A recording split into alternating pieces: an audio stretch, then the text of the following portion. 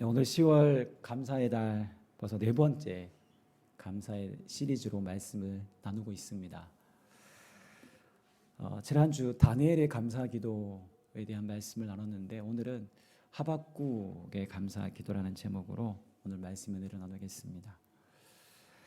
오늘 우리는 28 전쟁이라고 불리는 이스라엘과 팔레스타인 전쟁 소식을 매스컴을 통해서 지금도 잘 계속해서 전해 듣고 있습니다.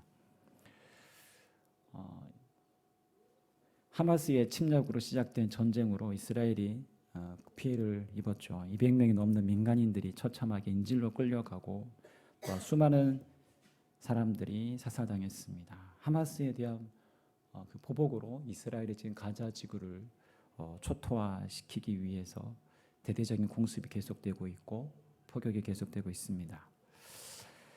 그런데 전쟁이 나면 실상 가장 큰 피해를 보는 사람이 누구입니까? 네, 힘없는 민간인들입니다. 정작 전쟁을 시작한 하마스보다 가자 지구에 사는 민간인들이 큰 피해를 입고 있는 것이 지금의 안타까운 현실입니다. 병원도 하마스가 폭격했다, 이스라엘이 폭격했다 여러 가지 분명한 정황들이 잡혀지지 않은 가운데 공방이 계속 이어지고 있지만 병원도 지금 폭격이 있었고요. 교회도 그리고 학교까지 폭격을 당하는 상황에 이 민간인 사상자가 늘어나고 있습니다.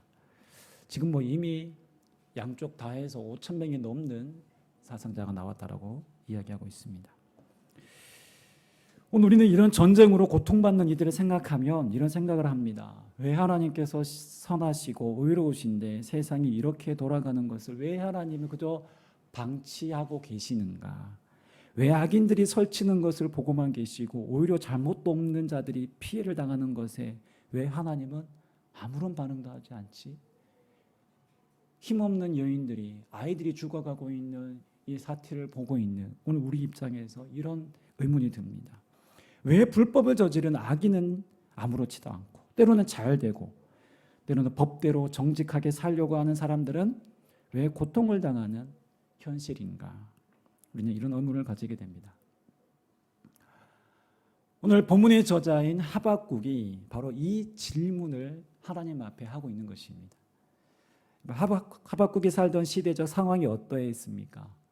국제적으로는요, 아래쪽은 이집트가 아직도 건재하고 힘을 과시하고 있었습니다. 또한 북쪽으로는 이제는 아수르라는 아시리안 제국이 점점점 힘을 잃고 바벨론이라는 강대국이 부상하고 있었습니다. 그 사이에서 남유다가 누구 편을 들어야 하는지, 이제 애굽의 이집트의 편을 들어야 하는지, 저 바벨론의 편을 들어야 되는지 눈치를 보면서 그런 애매한 그런 상황이었습니다.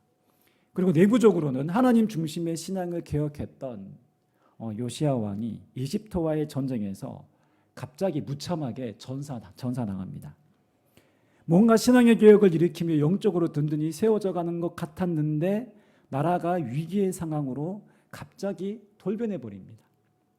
그 뒤로 이어서 요시야의 그 아들 요아하스가 왕위를 이어가지만 이집트가 침공하고 요아하스를 3개월 만에 폐위시킵니다.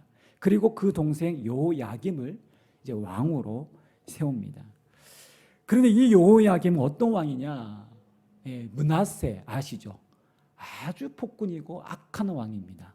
므낫세 못지않는 악한 왕이 두 번째 악한 왕이 바로 이 여호야김 왕입니다.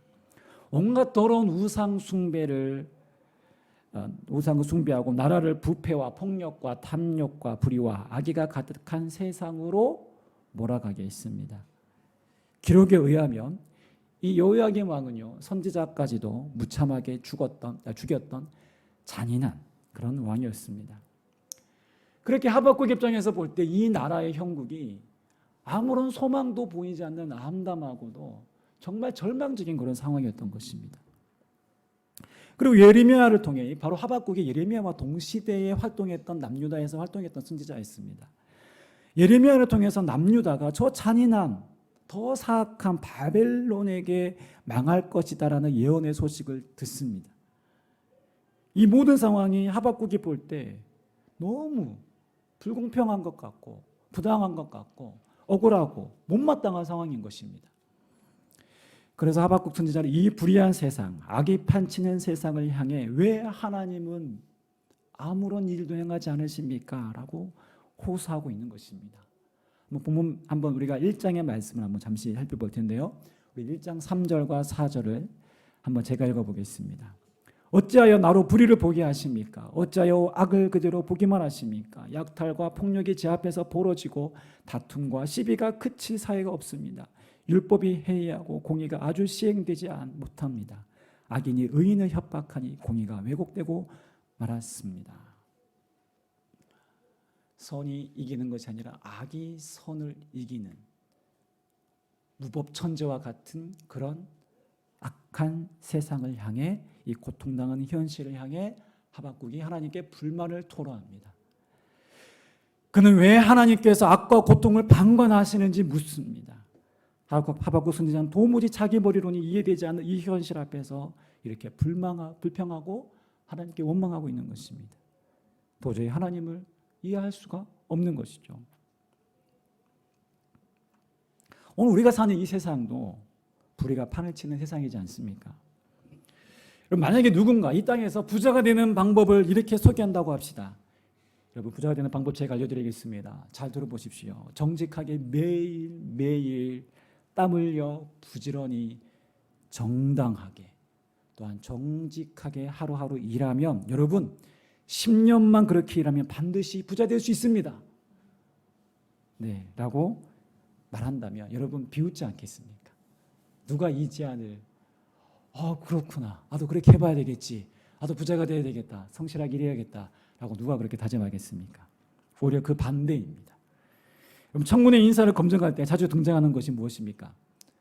그들의 비리, 불법이라고 할 때 위장 전입 많이 들어보셨죠? 네, 거의 매번 등장하는 것 같습니다. 부정한 방법으로 투기하고 약간의 불법을 일삼아야 어느 정도의 큰 돈을 벌 수 있는 세상입니다. 저는 국회의원이나 공직자들이 자기 재산을 공개하지 않습니까? 이제 총선이 다가오고 있는데요. 그 재산 공개가 나오는 것을 보면 어떻게 수십억, 수백억에 해당되는 재산을 가질 수 있을까? 참 의문스러울 때가 많습니다. 분명히 정당하게, 정직하게 돈을 번 분들도 분명히 있을 거예요. 근데 지난주에 제가 정치적인 발언은 아니라고 좀 미리 말씀을 드리겠습니다. 지난주 야당 대표가 공직자 시절에 법인카드를 사적인 일에 사용했다는 것을 당시 9급 공무원이 직접 나와 언론을 통해서 공개했습니다. 자기 이름을, 자기 얼굴을 다 공개했습니다. 그러면서 그가 심부름하면서 샌드위치 1년 365일 샌드위치 심부름한 내용부터 다 증거로서 가지고 있었던 것입니다. 법인카드로 사적인 것에 다 사용했던 것이죠. 여러분, 그런데요, 그런 일들이 야당 대표에게만 그랬겠습니까? 이전에 얼마나 알게 모르게 지금도 버젓이 그 일이 일어나고 있지 않습니까? 여러분, 이런 뉴스를 접하면 정직하게 땀 흘려 일하고 열심히 세금 내는 사람들의 마음이 어떻습니까? 정부와 공직자들을 불신하게 됩니다. 그리고 또 한편으로는 다들 그렇게 사는구나, 법대로 살고 정직하게 살고 내가 하루하루 열심히 땀 흘려 사는 게 이렇게 살면 오히려 안 되는구나, 이렇게 살면 내가 바보처럼 사는 거구나, 내가 이렇게 살면 안 되지, 그래 나도 조금씩 편법을 써보고 불법을 좀 한번 일삼아서 좀 한번 나도 좀 잘 살아볼까? 라는 생각을 사람들이 할 수도 있겠죠. 여러분, 세상이 어디 뿐입니까? 우리가 사는 세상은 분쟁과 폭력과 죄악이 만연합니다. 아무런 죄 없는 사람이 한순간에 사기를 당하고 보이스피싱을 당하고 혹은 더 나아가서 묻지마 살인으로 한순간에 목숨을 잃고 때로는 음주 운전자에 의해서 일가족이 한순간에 죽임을 당하고 사랑하는 자녀가 죽는 억울한 상황들이 발생하고 있지 않습니까? 인간이 죄인이기에 상황과 환경이 조금 더 나아졌다고 해도 여러분 근본은 전혀 바뀌지 않았습니다. 하박국이 살았던 그 시대와 여호야김이 다스렸던 그 시대와 지금 오늘 우리의 시대는 어쩌면 동일합니다. 그래서 우리가 지금 하박국서의 말씀을 읽을 때 그저 하나님께 불만을 호소하는 그 하박국의 그 심정이 어느 정도는 우리가 이해되지 않습니까? 하박국이 13절에서는 이렇게 하나님께 토로합니다. 13절 말씀 우리 다 함께 읽어보겠습니다. 시작. 주께서는 눈이 정결하심으로 악을 참아 보지 못하시며 패역을 참아 보지 못하시거늘 어찌하여 거짓된 자들을 방관하시며 악인이 자기보다 의로운 사람을 삼키는데도 잠잠하시나이까. 하박국의 눈에는 악이 이렇게 도처에 판을 치는데도 왜 하나님은 팔짱만 끼고 도대체 아무 일도 하지 않는 것처럼 왜 아무 일도 하지 않았습니까? 하나님 그렇게 보였던 것입니다. 그러니까 답답한 거죠. 이러지도 저러지도 못하는 이 형국 앞에, 얌담한 이 상황 앞에. 자, 그런데요, 이렇게 불만과 불평을 쏟아내던 하박국이 3장부터 시작되는 그 하박국의 기도라고 되어 있네요. 아마 그 위에 보시면 제목이 나와 있습니다. 각 장에 보시면 제목이 나와 있는데 거기 뭐라 되냐? 하박국의 기도라고 되어 있습니다. 3장부터 완전히 하박국의 마음, 그 심정의 변화가 일어났습니다. 우리가 읽은 마지막 17절과 18절에는 감사의 기쁨의 위대한 고백을 하나님께 올려드립니다. 하박국의 그 생각이요, 완전히 180도로 전환되었습니다. 우리 한번 17절, 18절 우리 다시 한번 읽어보겠습니다. 시작. 비록 부화가 나무가 무성하지 못하며 포도나무에 열매가 없으며 감람나무에 소출이 없으며 밭에 먹을 것이 없으며 우리의 양이 없으며 외양간에 소가 없을지라도 나는 여호와로 말미암아 즐거워하며 나의 구원의 하나님으로 말미암아 기뻐하리로다. 아멘. 여러분, 이전의 하박국은 다른 하박국이었을까요? 아니요, 동일한 하박국입니다. 근데 급격한 심정의 변화가 있었다는 것입니다. 여기 보시면 하박국의 직접적인 감사의 고백은 등장하지 않습니다. 그러나 그의 기도에 보시면 우리는 어떠한 환경과 조건에 따른 것이 아닌 오직 여호와로 인해, 주님 한 분만으로 인해 내가 즐거워하고 구원의 하나님으로 인해 내가 기뻐하겠다라는 이 비장한 결단은 그 어떤 감사보다 위대한 감사이지 않습니까? 자, 그렇다면 나라가 부패하고 망할 위기의 상황, 비통하고 절망할 수밖에 없는 이 상황에서도 하박국이 이 위대한 감사를 고백할 수 있었던, 정말 이렇게 마음의 심정이 바뀌었던 그 이유가 무엇이었는지 우리가 두 가지 정도를 함께 나눠보겠습니다. 이 위대한 감사를 드릴 수 있었던 이유가 첫 번째는 우리 함께 따라 읽어보겠습니다. 시작. 하나님의 원대한 뜻을 깨달았기 때문입니다. 네, 하박국이 이렇게 위대한 감사를 고백할 수 있었던 이유는 하나님의 원대한 하나님의 그 뜻과 계획과 섭리와 경륜을 깨달았기 때문입니다. 하나님의 뜻이 무엇입니까? 하박국 2장 3절과 4절에 이렇게 기록되어 있습니다. 우리 함께 읽어보겠습니다. 시작. 이 묵시는 정한 때가 있나니 그 종말이 속히 이르겠고 결코 거짓되지 아니하리라. 비록 더딜지라도 기다리라. 지체되지 않고 반드시 응하리라. 보라, 그의 마음은 교만하여 그 속에서 정직하지 못하나 의인은 그의 믿음으로 말미암아 살리라. 아멘. 여기 보시면 제가 일부러 빨간색으로 표시를 했습니다. 자, 이 묵시, 하나님의 약속의 말씀은 반드시 어떻게 된다고요? 응하리라. 반드시 성취될 것이다. 반드시 그때가 올 것이다라는 것입니다. 그래서 너희는 악이 승한 것 같고 악이 승리하는 것 같고 악이 횡행하는 이 세상을 향하여서 흔들리지 마라. 세상과 타협하지 마라. 악한 길에 너희도 그 길에 서지 마라. 죄의 길에 서지 마라. 오롯이 너희 마음과 너의 중심을 하나님께 두고 어떻게 해요? 그 믿음으로 살아라. 믿음으로 하나님을 향한 그 믿음을 붙들고 살아라. 인간의 정의라는 것은요, 편파적입니다.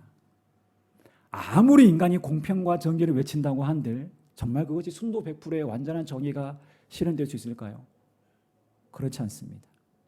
우리는 법이 정의를 구현하는 일이라고 하지만 여러분 판사나 헌법재판소의 법관들의 정치 성향에 따라서 판결이 왔다 갔다 하는 것을 우리가 잘 보고 있지 않습니까? 완전한 공평과 완전한 정의는 인간에게 있어서는 실현 불가능하다는 것을 보여주는 것입니다.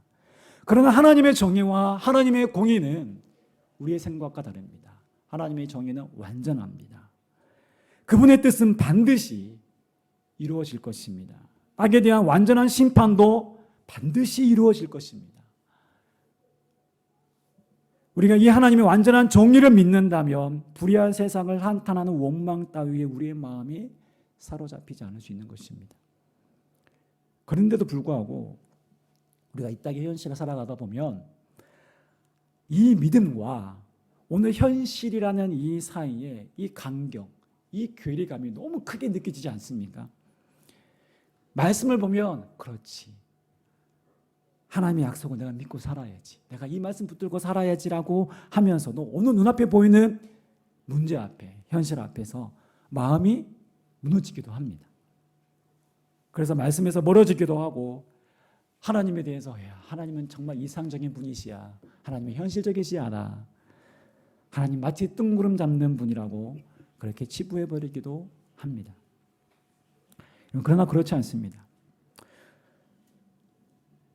성경은 역사적인 정황에서 역사적인 인류라는 우리의 인간사라는 역사적인 무대에서 하나님이 일하셨습니다. 예수 그리스도는 우리와 똑같은 몸을 입고 이 땅에 오셔서 똑같이 공생애를 사셨습니다. 탄생과 죽음을 맞이하셨던, 경험하셨던 분이십니다. 우리가 지금 읽고 있는 이 말씀은 호황된 소설 따위가 아니라 하나님이 우리의 삶 가운데 어떻게 일하셨는지, 인류 가운데 어떻게 역사하셨는지를 분명하게 기록하게 하셨고 하나님을 증언하게 한 책입니다. 우리는 하나님의 약속의 말씀이 시작된 그 시점과 또한 완성될, 성취될 그 시점, 그 중간, 소위 말해 이미와 아직 그 사이를 우리가 살아가고 있기에 믿음과 현실 사이 이런 갈등이 사실은 느껴지는 것입니다. 그럼에도 우리가 분명히 기억해야 될 것은 여러분 하나님은 지금도 일하고 계십니다. 하나님의 사역은 지금도 현재 진행형이라는 것입니다. 만약 하나님의 사역이 아직도 진행 중이라면 우리가 지금 보고 있는 이 현실이 최종 완성, 결론이 아니라는 것을 알아야 됩니다. 그렇게 우리가 하나님을 원망할 필요가 없는 것이고 호들갑 떨 필요가 없는 것입니다. 여러분 보세요. 우리가 지나가다가 아직 한참 건물이 지금 올라가고 있어요. 공사 중입니다. 공사 중인 건물을 보면 막 철근도 튀어나오고 있고 아직도 뭐 시멘트는 있지만 아직도 뭐 이렇게 페인트도 칠해지지 않는 엉성한 그런 건물입니다. 우리가 그 건물을 보면서 야, 건물이 천문군이 튀어나왔다는 둥, 건물이 추하다는 둥, 온갖 불만과 비난을 쏟아내는 것은 여러분 그것은 합당하지 않습니다. 건물이 완전히 완성된 이후에 그때 공정한 평가를 할 수 있는 것입니다. 이것이 우리의 믿음의 자세입니다. 하나님의 약속은 반드시 어떻게 돼요? 성취된다라는 약속의 말씀 우리가 신뢰하는 것입니다. 정의와 공평으로 세상을 다스리신 하나님은 마침내 악을 심판하시고 지금 마치 악이 승리하는 것처럼 보일지라도 하나님 마침내 악을 심판하시고 또한 그를 믿는 자들에게 완전한 승리를 주신다는 이 약속을 붙드는 것입니다. 믿는 것입니다. 그래서 의인은 오늘 본문의 말씀에 오늘 그 2장 우리가 읽었던 말씀에 의인은 무엇으로 사는가라고 했을 때 이 믿음으로 사는 것이다 라는 유명한 구절을 하박국서에서 남기지 않습니까? 즉 약속하신 하나님, 악을 심판하신 하나님, 우리를 승리케 하실 그 하나님을, 우리 그 공의를 이루시는 하나님을 여전히 그분을 믿는 믿음으로 사는 것. 이 믿음을 가졌기에 이 바로 하나님의 뜻을, 원대한 뜻과 계획을 바라보는 이 믿음의 눈을 가졌기에 이 하박국 선지자가 불평해서 원망해서 감사로, 그것도 절대적인 감사로 고백할 수 있었던 것입니다. 나라가 부패하고 망한 위기 상황에서도 하박국이 이 위대한 감사를 고백할 수 있었던 두 번째 이유가 무엇일까요? 우리 한번 따라서 함께 읽어보겠습니다. 시작. 하나님의 임재를 경험했기 때문입니다. 아멘. 우리가 읽지 않았지만요, 2장 20절 중요한 말씀이 하나 성경에 나와 있는데요, 우리 다 함께 읽어보겠습니다. 시작. 오직 여호와는 그 성전에 계시니 온 땅은 그 앞에서 잠잠할지니라 하시니라. 아멘. 하박국이 보았던 그 부조리한 현실, 악이 판을 치고 마치 악이 의인들을 다 삼키우는 그런 현실, 하나님께 불만을 호소했던 하박국이 그의 태도를 바꾸게 된 결정적인 요인이 바로 하나님의 임재, 하나님의 현현, 하나님의 지금 내 앞에 계시는 그 하나님을 목도하고 나서, 경험하고 나서입니다. 하나님의 임재를 경험할 때, 하나님을 체험할 때 우리의 인생의 복잡한 삶의 의문들이 그것이 내게 큰 문제가 아니었구나라는 것을 경험합니다. 그렇지 않습니까? 하나님을 만나는 순간, 아, 하나님 살아계시는구나라는 것을 우리가 감지하는 그 순간 모든 내 삶을 붙잡고 있던 문제들이 눈 녹듯이 녹아내리는 것을 경험하지 않습니까? 우리가 여러분 하나님과의 관계가 확실해지면, 하나님의 살아계심을 우리가 확실하게 고백할 수 있으면, 믿어진다면 세상의 그 어떤 문제도 문제가 될 수 없습니다. 세상의 사방에 우리가 우겨싸움을 당하고 문이 닫혀 있어도 여러분 위로부터 하늘의 문이 열리는 것을 경험하면 우리는 답답해하지 않을 수 있습니다. 우리는 근심과 염려 앞에서 우리 삶이 무너지지 않을 수 있습니다. 절망하지 않을 수 있습니다.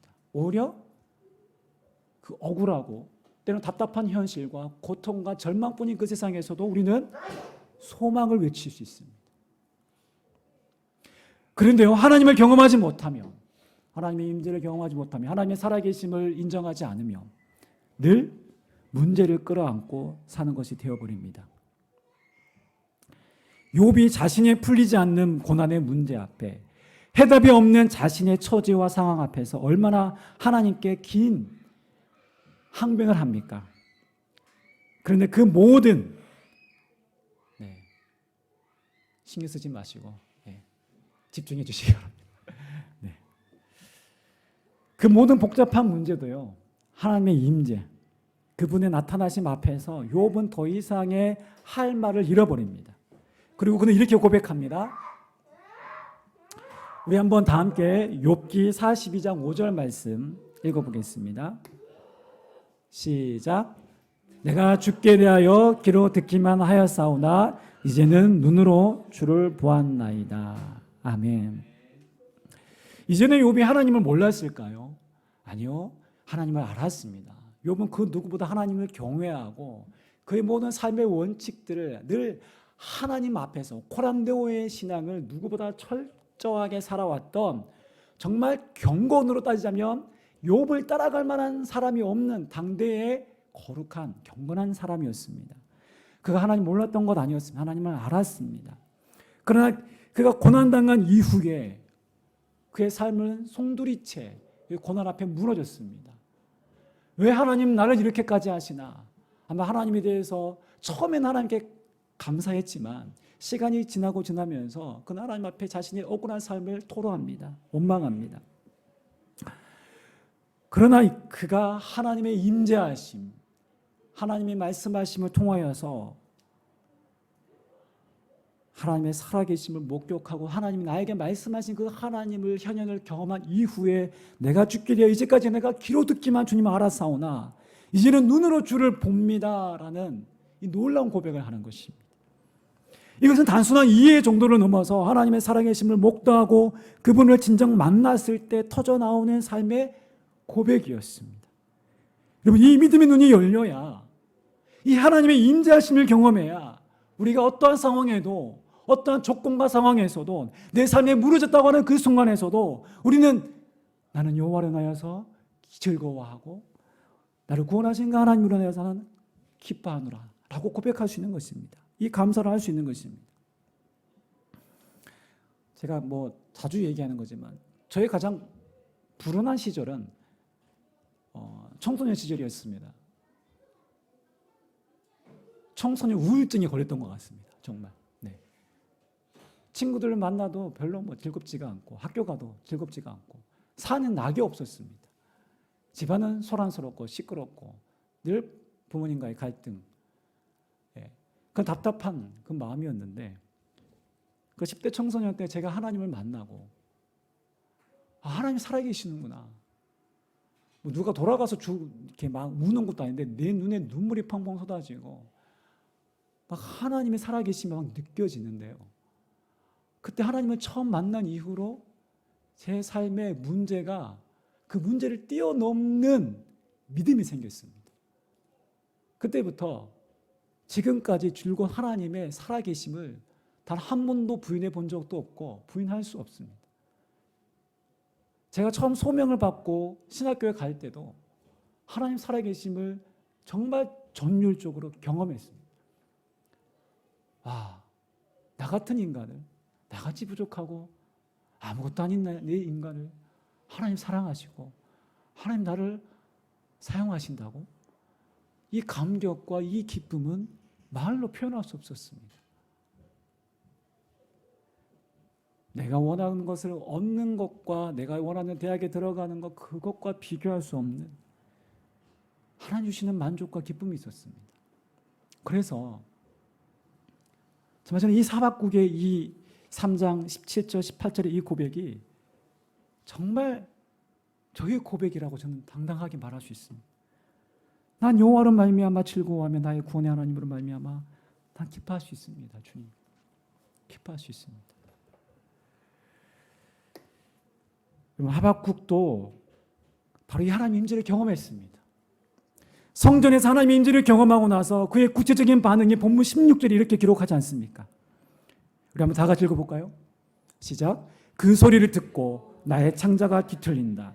그 소리에 나의 입술이 떨린다. 나의 뼈가 속에서부터 썩어 들어간다. 나의 다리가 후들거린다. 그러나 나는 우리를 침략한 백성이 재난당할 날을 참고 기다리겠다. 여러분, 하나님을 뵙고 나서 그 누가 떨리지 않은 사람이 누가 있겠습니까? 이사야서 6장에 보시면 그 소명장에도 내가 죄인으로서이다 하면서 하나님 앞에 그 눈을 뜨지 못하고 그 엎드려서 하나님께 고백하는 그 이사야의 고백을 우리가 잘 알고 있지 않습니까? 하나님의 인재를 경험한 선지자는 두려움에 떨고 있습니다. 그러나 이 두려움은 두려움에서 끝나지 않습니다. 하나님에 대한 약속을 더욱더 신뢰할 수밖에 없고요. 하나님의 말씀이 더 절절하게 그 가슴 안에서 살아 꿈틀거리는 것을 경험하게 됩니다. 그러면서 그 선지자는, 이 하박국 선지자는 그 두려움 속에서도 하나님이 일하실 그 약속의 성취를, 그 악을 심판하시고 오늘 의인이 믿음으로 살리라는 그 약속을 성취하실 완성케 하실 그 날을 기다립니다. 보면 하나님께서 준비하신 그 날은 바벨론 군대가 유다를 침략해 올 그 날입니다. 그러나 그들의 심판은 열방을 향한 하나님의 심판이지만 이스라엘에게는 하나님의 구원이 이루어지는 그 시작점이기도 했기 때문입니다. 그래서 그것은 하나님의 임재를 통해 그의 믿음의 눈이 열렸습니다. 비록 우리가 바벨론의 포로로 끌려가지만 그것이 끝이 아니다. 하나님 그곳에서도 하나님 우리를 회복시킬 것이고 하나님의 놀라운 구원을 이루실 것이다라는 그 약속을 보았습니다. 그의 믿음의 눈이 열렸습니다. 하나님의 현현을 통해서, 임재를 통해서, 하나님의 살아계심을 통해서 그가 믿음의 눈이 더욱 열렸습니다. 그래서 이렇게 고백할 수 있는 것입니다. 우리 17절 다시 한번 고백합니다. 비록 무화과 나무가 무성하지 못하며 포도나무에 열매가 없으며 감람나무에 소출이 없으며 밭에 먹을 것이 없으며 우리의 양이 없으며 외양간에 소가 없을지라도. 여기에 나오는 무화과 나무, 포도나무, 감람나무, 밭의 식물, 외양간의 소는 당시 사람들의 필수적인 생활 양식입니다. 당장 먹고 살아야 하는 문제와 직결된 것입니다. 좀 더 구체적으로 얘기하면 이 상황은요, 마치 바벨론의 군대가 유다 땅을 점령함으로 그들의 모든 것이 다 빼앗기는 그 상황을 지금 묘사하고 있는 것입니다. 그 군대가 쳐들어오면 사람들을 죽일 뿐만 아니라 모든 것을 짓밟고 약탈해 갈 것을 지금 눈으로 보고 있는 것입니다. 그동안 농사지어 놓은 모든 열매들이 다 빼앗길 것이고 외양간의 소도 우리의 양도 다 가져갈 것입니다. 어떤 상황입니까? 최악의 상황입니다. 그런데 하박국은요, 이 최악과 이 절망의 상황에서 이렇게 고백합니다. 우리 다시 한번 고백합니다. 18절 시작. 나는 여호와로 말미암아 즐거워하며 나의 구원의 하나님을 말미암아 기뻐하리로다. 하나님의 임재를 통해 그분의 약속을 보다 분명하게 확신하고 깨달았고 발견했기에 그는 이렇게 결의에 찬, 확신에 찬 고백을 할 수 있는 것입니다. 더 나아가 마지막 19절의 고백이 무엇입니까? 주 여호와는 나의 힘이시라. 나의 발을 사슴과 같게 하사 나를 나의 높은 곳으로 다니게 하시리로다. 아멘. 나는 여호와로 인하여서 즐거워 뿐만 아니라 나는 여호와가 나의 힘이십니다. 주님 안에 나의 삶의 공급자이십니다. 주님 나의 힘이십니다 라고 고백하는 것입니다. 그래서 하나님의 원대한 뜻을 깨닫고 하나님의 임재를 경험한 선지자는 어떠한 상황과 조건을 초월한 감사를 고백합니다. 그리고 주 여호와는 나의 힘이십니다 라고 담대하게 선포하고 있는 것입니다. 나는 어디에서 힘을 얻고 있습니까? 나는 무엇 때문에 즐거워하고 기뻐하고 있습니까? 나는 무엇으로 인해서 여러분 감사하고 있습니까? 흔히들 우리는 조건을 내세웁니다. 나에게 물질이 많았으면, 자녀들이 성공하고 잘 된다면, 내 건강에 문제가 없다면 우리는 힘을 얻고 기뻐하고 감사할 수 있다고 생각합니다.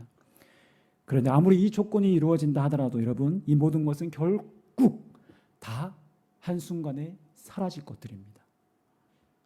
즉, 이 모든 것들이 우리의 삶을 지탱해 주지 못한다는 사실입니다.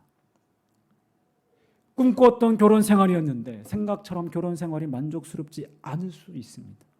뿐만 아니라 자녀들이 내 생각대로, 내 기대대로, 내 바람대로 자라주지 않을 수도 있습니다. 또는 내 안에, 내 삶에, 내 인생에 불안한 일들이 발생할 수도 있고, 또는 건강에 치명적인 문제가 생길 수도 있습니다. 현재 일이, 지금 내가 하고 있는 일이 내 바람대로, 내 원대로, 내 상황대로 되지 않을 수도 있습니다. 오늘 나의 인생에 무화과 나무가, 감람나무가 메마른 분이 혹 계십니까? 양과 소가 사라진 인생, 계획대로 되지 않은 인생이 계십니까? 내일이 보이지 않는 막막한 인생에 계십니까? 제가 확실하게 말씀드릴 수 있는 것은 여러분, 세상을 바라보면 결국 실망할 수밖에 없습니다. 잠깐은 좋을 수 있지만 결국엔 무너질 것들입니다. 나 자신만 바라보면 낙심할 수밖에 없습니다. 나라는 존재도 연약하게, 연약한 인간이기 때문입니다. 내 상황과 처지를 보면 하나님이 방관한 것처럼 보이고 아무런 일도 하지 않은 것처럼 보일 수 있습니다. 그러나 약속을 이루시는 하나님을 바라보고 오늘도 이 기록된 말씀을 통해서 하나님을 알아가고, 여러분, 하나님의 임재는 꼭 뭔가 특별한 막 사운드가 좋고 막 큰 집회에서만 그런 거 아닙니다. 여러분, 하루에 말씀을 펴실 때, 큐티를 하실 때, 성경을 읽을 때, 무릎을 꿇고 기도를 할 때, 고난 중에 드리는 그 눈물의 기도도, 그 속에서도 우리는 하나님의 임재를 경험할 수 있어요. 우리는 육적인 존재인 동시에 영적인 존재입니다. 하나님 우리와 늘 만나기를 원하십니다. 하나님, 우리 모든 채널이 닫혀 있어요. 이 땅에 가서 우리가 너무 매여 있어요. 하나님의 임재는 영적인 우리 모두가 경험할 수 있는 것입니다. 그 하나님의 임재를 경험하고 약속을 바라본다면 오늘 하박국이 드리는 이 기쁨의 감사를 고백할 수 있을 것입니다. 우리의 싸움이 이것입니다. 약속을 따라 믿음을 지켜 살아올 것인가, 아니면 눈에 보이는 상황에 타협할 것인가. 오늘 하박국이 이렇게 간절하게 호소하고 기도했지만 그 상황은 바뀐 것이 없습니다. 그러나 그는 여전히 온갖 부정과 부패를 일삼는 변하지 않는 일상을 보고 있습니다. 또한 나라는 바벨론에게 멸망당하는 위기의 역사라는 불운을 감지하고 있습니다. 모든 것이 최악이지만 그는 그 상황에 더 이상 주목하지 않습니다. 그 하나님의 더 큰 섭리와 계획과 섭리를 깨달았고 하나님의 약속이 이루어지는 그때를 바라보고 비록 악한 현실 앞에서도 묵묵히 하나님의 공의가 이루어지는 그때를 미리 바라보았습니다. 하나님 우리의 관념에 머무르는 분이 아닙니다. 우리의 신앙은 그저 숙명론에 불과한 것이 아닙니다. 우리는 하나님의 살아계심을 경험해야 합니다. 우리의 믿음의 눈이 열려야 합니다. 그럴 때 우리는 막막한 세상에서도 고난의 언덕을 사슴과 같이 뛰어넘을 수 있는 새 힘을 주십니다. 이 위대한 감사의 고백을 할 수 있는 저와 여러분 되시기를 주님 이름으로 축원합니다. 기도하겠습니다. 이 시간 함께 우리 말씀 기억하면서 주님, 제가 어떤 상황과 조건으로 인하여서 하나님 기도하진 않았습니까? 주님, 오늘 하박국의 고백을 통하여서 주님 다시 한번 최악의 상황에서도 고백할 수 있는 이 감사의 고백을 할 수 있는 오늘 우리가 되기를 원합니다. 우리 함께 말씀 기억하시면서 기도하겠습니다. 주님.